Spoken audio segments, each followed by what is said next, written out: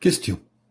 Jésus avait-il pour nous un amour inconditionnel ou un amour désintéressé? Réponse dans cette vidéo. Allez, c'est parti.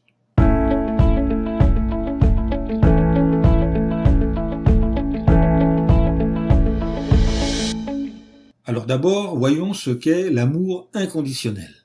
Aimer inconditionnellement veut dire accepter, reconnaître, observer une attitude sans la juger ou la condamner.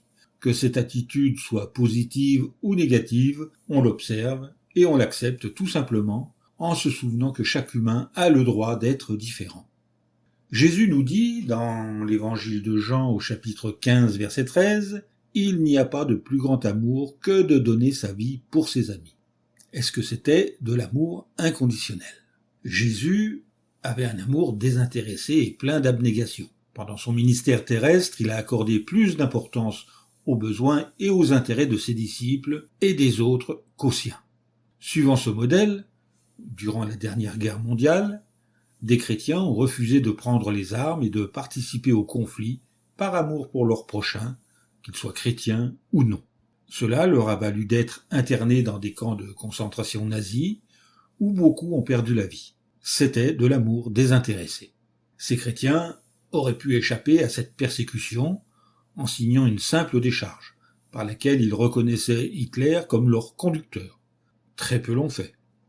Dans l'Antiquité, on proposait aux premiers chrétiens d'échapper à la mort dans l'arène en faisant brûler une pincée d'encens sur l'autel de l'empereur, geste par lequel ils reconnaissaient l'empereur comme leur Dieu.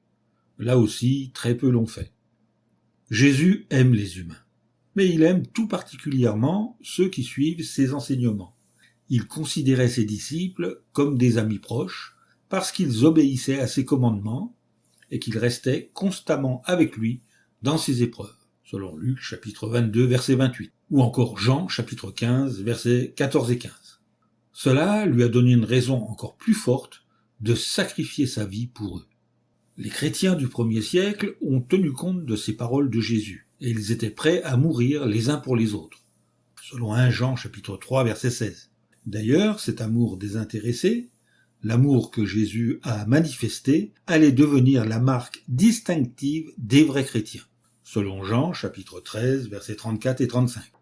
Alors, on l'a vu plus haut, certains pensent que aimer inconditionnellement veut dire accepter, reconnaître, observer une attitude sans la juger ou la condamner, que cette attitude soit positive ou négative, on l'observe, on l'accepte, tout simplement en se souvenant que chaque humain a le droit d'être différent. Alors, est-ce que cela est biblique? Non, ça n'est pas biblique. Le Seigneur Jésus avait pour les humains un amour désintéressé et non pas inconditionnel. D'ailleurs, considérez les textes suivants.